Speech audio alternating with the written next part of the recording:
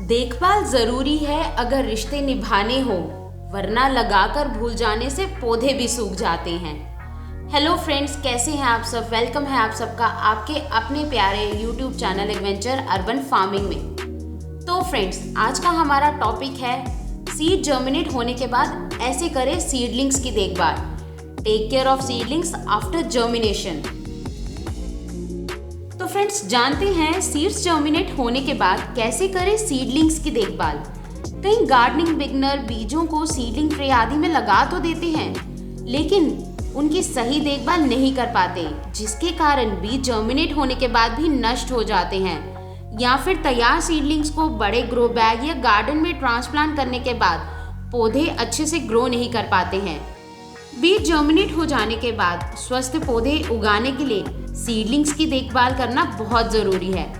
तो फ्रेंड्स, इस वीडियो में आप बीज से पौधे निकलने के बाद जर्मिनेशन को हेल्दी रखने तथा उनकी देखभाल करने के कुछ इंपॉर्टेंट टिप्स के बारे में जानेंगे और आप बेहद आसानी से अपनी स्वस्थ सीडलिंग्स तैयार कर पाएंगे। तो फ्रेंड्स, आइए जानते हैं सीडलिंग्स जर्मिनेट होने के बाद उनकी देखभाल करने के कुछ इंपॉर्टेंट टिप्स। फर्स्ट टिप, अंकुरण के बाद सीडलिंग्स को पर्याप्त प्रकाश में रखें। बीज जर्मिनेट होने के बाद पौधों को अच्छी ग्रोथ और स्वस्थ विकास करने के लिए सीडलिंग्स को पर्याप्त सूर्य प्रकाश की ज़रूरत होती है। अतः बीज जर्मिनेट होने के बाद सीडलिंग्स को सुबह शाम सूर्य प्रकाश में रखें तथा दोपहर के तेज धूप में अपने जर्मिनेट पौधों को बचाएं।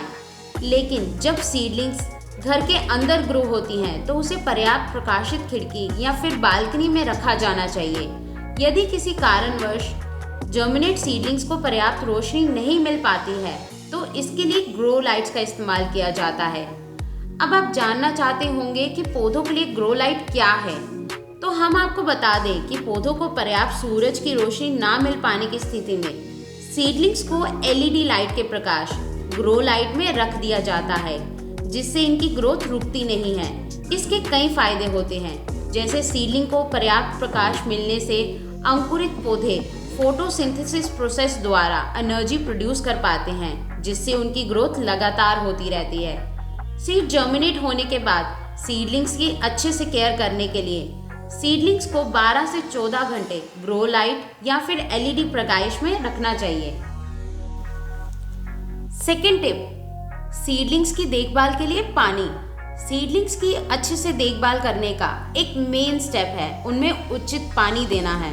अंकुर मॉइस्ट पॉटिंग मिक्सचर में अच्छी तरह से ग्रो करते हैं। सीडलिंग्स पानी के बिना लंबे समय तक जीवित नहीं रहती, इसलिए पानी देने का विशेष ध्यान रखें। पॉटिंग मिक्सचर को कभी भी पूरी तरह से सूखने ना दें। हालांकि पानी देते समय पॉटिंग मिक्सचर को हर समय अधिक गीला ना रहने दें।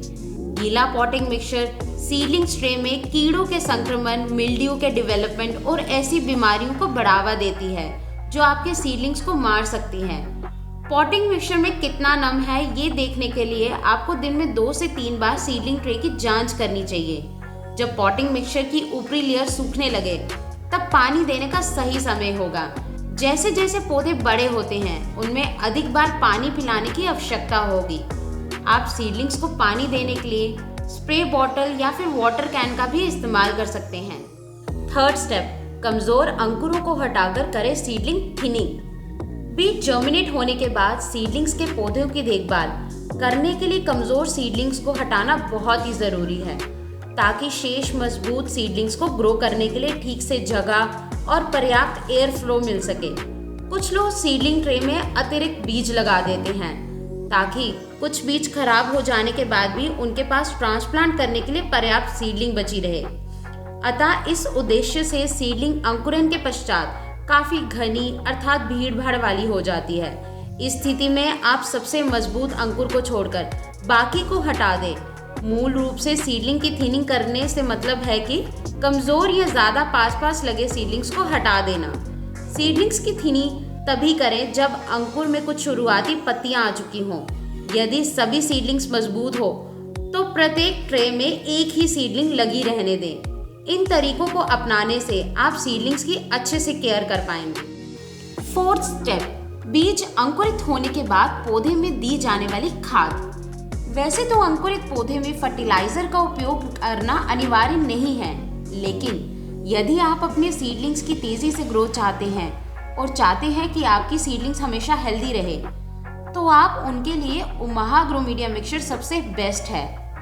ओमाहा ग्रो मीडिया मिक्सचर में पौधे जल्दी से जर्मिनेट होते हैं और रिजल्ट भी फास्ट देते हैं, बिकॉज ओमाहा ग्रो मीडिया एक ऐसा chemical free, natural and 100% organic medium है जिसमें सीडलिंग की ग्रोथ के लिए किसी भी फर्टिलाइजर ऐड करने की ज़रूरत नहीं होती।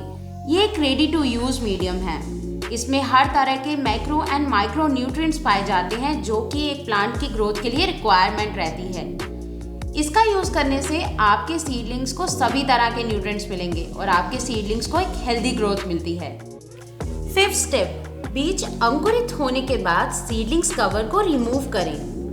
बीजों को लगाने के बाद सीडलिंग ट्रे में नमी के उचित स्तर को बनाए रखने के लिए या फिर जीवों से सीडलिंग को बचाने के लिए, अगर आपने अपने सीडलिंग ट्रे को कवर से ढका हुआ है तो बीज अंकुरित होने के बाद कवर्स को हटा देना चाहिए, क्योंकि इससे कई फायदे होते हैं। जैसे बीज अंकुरन के बाद कवर को हटाने से अंकुरों को अच्छे से ग्रोथ करने के लिए पर्याप्त प्रकाश मिल पाता है। बीज जर्मिनेट होने के बाद सीडलिंग में से कवर को हटा देने से सीडलिंग्स में अच्छा एयर फ्लो बना रहता है, इसलिए सीडलिंग्स की अच्छे से देखभाल करने के लिए कवर को हटा दें। 6th स्टेप, अंकुरन के बाद सीडलिंग को ट्रांसप्लांट करें। जब सीडलिंग की हाइट 4 से 6 इंच या उससे ज़्यादा हो जाए तब उन्हें आप ग्रो बैग या गार्डन में ट्रांसप्लांट कर सकते हैं। और साथ ही इस बात का ध्यान भी रखना चाहिए कि सीडलिंग को सख्त बनाने की प्रक्रिया के बाद ही पौधों को ट्रांसप्लांट करें। सीडलिंग ट्रांसप्लांट करने से सही तरीके को अपनाएं और ट्रांसप्लांट के बाद पौधे की उचित तरीके से केयर जरूर करें। 7th स्टेप, सीडलिंग की करें हार्डनिंग। जब बीजों को घर के अंदर सीडलिंग ट्रे आदि में अंकुरित किया जाता है तो वे बाहर की तेज धूप, ठंड, गर्मी आदि से बचे रहते हैं। अब यदि अंकुरन के बाद सीडलिंग्स को सीधे गार्डन में लगा दिया जाए तो सीडलिंग बाहर के कम या ज़्यादा तापमान या तेज धूप को सहन नहीं कर पाती है और खराब या नष्ट हो जाती है। इसलिए अंकुरित किए गए पौधों को नष्ट होने से बचाने के लिए सीडलिंग हार्डनिंग प्रोसेस अर्थात अंकुरों को सख्त या कठोर बनाने की प्रक्रिया को अपनाया जाता है, जिसमें सीडलिंग को 1 से 2 सप्ताह तक रोज कुछ खास समय के लिए बाहर धूप में रखा जाता है। सीडलिंग केयर से संबंधित इस प्रक्रिया को अपनाने से सीडलिंग में नए वातावरण को सहने की क्षमता पैदा हो जाती है। 8th स्टेप, बीजों के अंकुरन पर उनके नाम का लेबल लगाएं। कई छोटे छोटे अंकुरित पौधे एक जैसे दिखते हैं, खासकर जब वे एक ही पौधे के परिवार से संबंधित हो। इसलिए अपने अंकुरों को लेबल करना सुनिश्चित करें ताकि आप जान सकें कि वे कौन से प्लांट हैं और ट्रांसप्लांट करने के लिए वे कब तैयार होंगे। सीडलिंग पर लेबल लगाने से उनकी ठीक से देखभाल करना आसान हो जाता है। बोए गए प्रत्येक प्रकार के बीज के लिए पौधे का नाम और बोई गई तारीख को रिकॉर्ड करने के लिए सीडलिंग ट्रे के किनारे की पॉटिंग मिक्सचर में प्लांट लेबल जरूर लगाएं। तो फ्रेंड्स, इस वीडियो में आपने जाना होगा कि बीज अंकुरित हो जाने के बाद सीडलिंग की देखभाल करने के तरीकों के बारे में। सीडलिंग की देखभाल या गार्डनिंग से संबंधित आपके जो भी सवाल हैं वो आप हमें कमेंट करके ज़रूर बताएं। आई होप आपको ये वीडियोस अच्छी लग रही होंगी और आपके लिए काफ़ी हेल्पफुल भी होंगी। मैं आपके लिए इसी तरह की और भी वीडियोस लाती रहूँगी। तब तक के लिए आप हमारे चैनल को लाइक, शेयर एंड सब्सक्राइब करना ना भूलें और हाँ, बेल आइकन को ज़रूर प्रेस करें ताकि आपको हमारी न्यू वीडियोस की नोटिफिकेशंस आती रहे। और ओमाहा ग्रो मीडिया परचेज करने के लिए डिस्क्रिप्शन में मेंशन नंबर पर भी आप मुझे कॉन्टेक्ट कर सकते हैं। Till then, enjoy gardening and keep connected with nature. Bye bye and see you soon.